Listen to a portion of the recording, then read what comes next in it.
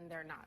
The first thing you'll notice about Craig is that he starts almost every conversation in a fun, positive way. Most people we interact with have boring conversation habits, so being around someone who makes us laugh and feel good is almost like a drug.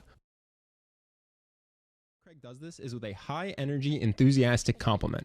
You look sensational. I mean, sensational. Well, thank you. Look at you. Look at you, woman. You look sensational. Hello, Karen. Hello. How lovely to see you. How nice to see you, too. You look absolutely enchanting. The first thing to notice is Craig's word choice. Most is effusive positive energy. In your own life, a good rule of thumb is to start a conversation with just a bit more energy than most people in a setting. So teasing, absurdity, misinterpretation, innuendo, over-the-top teasing. Hey, have you ever been to Scotland? No, I have. I'm sorry. Oh, wait. I forgot. You forgot my homeland? What the hell? I went to Edinburgh. Nothing but compliments is boring. Non-stop teasing can make you seem like a jerk. But when you marry the two, you create a fun roller coaster of emotion. The first is asking a rhetorical question that assumes something absurd about her. Here's two quick examples. As a member of the non-tattooed community, I find tattoos fascinating. Really? Yeah. Are you interested in getting one? No. Really? Why? Why do you hate America? Can you drink coffee when you're pregnant? You can. I think you can have a cup. I don't drink coffee because you don't? It makes me crazy. How long have you been in Al Qaeda? If you're going to do this, you want to make sure your question is obviously absurd, like is to call out when the person says something cliche. Here's an example of a cliche call out. I have a gluten allergy, so I can't really eat. You have a gluten allergy? That's Yes. so unusual to hear from an actress. No, it's for real.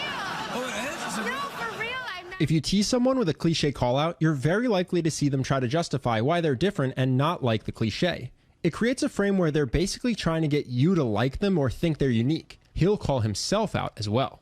So you want a mouth organ then? Sorry, so you want a mouth organ then? By teasing yourself as well as other people, you make it clear that it's not actually a critique and you're just saying whatever comes to mind that makes you laugh. The habit of being playfully absurd. Playfulness is a key part of flirting. In this next clip, notice how the joke doesn't just make her laugh, it immediately changes the tone of the conversation. Fries are from Belgium, aren't they? Yes, Belgium is everything bad for you. Fries, chocolate, waffles, Black tar heroin. black tar heroin. Most people would have chimed in with something else Belgium is actually known for. It's a common mistake when flirting to think of the goal of the conversation as simply exchanging information. The reason teasing and being playfully absurd help build chemistry is because there's another goal when flirting, which is to create emotions. To be like Craig, you want to focus on creating a conversation that's fun and establish that you're more playful than most people. Craig creates an environment where people feel safe being flirty and sexual. Watch this clip of Joss Stone, and you'll see even she's surprised at what she's willing to say after 20 minutes talking to Craig. But it's Valentine's Day, so you can squirt whatever you want. No, you can't! No, you can't! Cream, berries. No! Anything goes. No, Why no, not? no. It wasn't me, it was her! Why do I say these things? It wasn't me, it was her!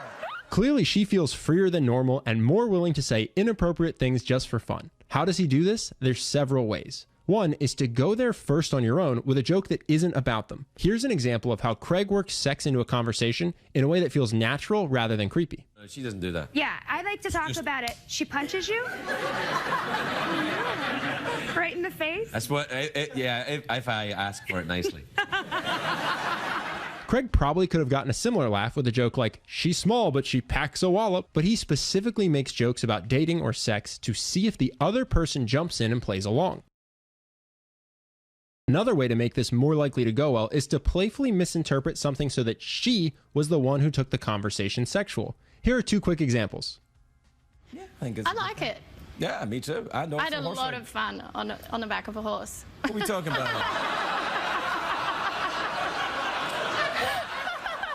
I've got a really cool garden. Why wouldn't I dance in it? Do you garden? Do you have a compost heap? I do garden, but not as regularly as I would like. We're still talking about gardening. Playfully misinterpreting something she says is sexual gives her the opportunity to talk about her dating or sex life. And because you used humor and framed it like she was the one hinting at it, If she doesn't want to talk about it, she can just laugh and move on without it creating any awkwardness.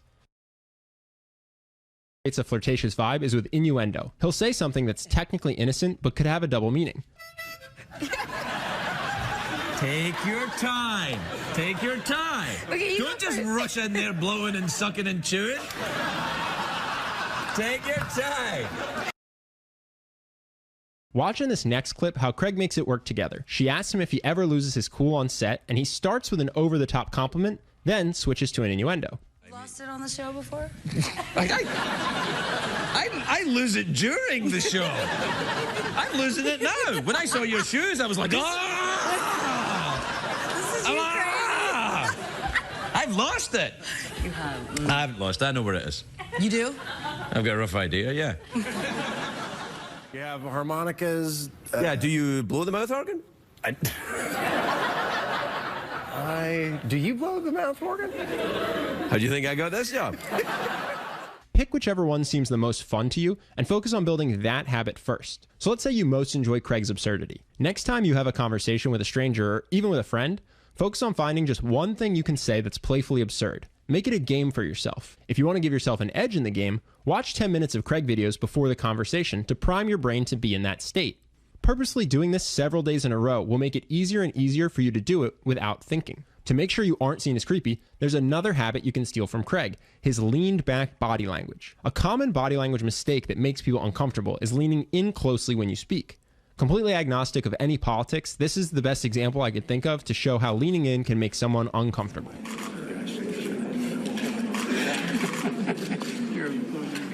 When you lean in like that, it can feel trapping, especially if you follow as they lean away to create space. By contrast, if you lean back, you make it clear that you aren't trapping them and you wouldn't follow if they chose to walk away. You still want to get comfortable with some level of physical touch if you want to build chemistry with someone, but that can be done with high fives, shoulder touches, or hugs.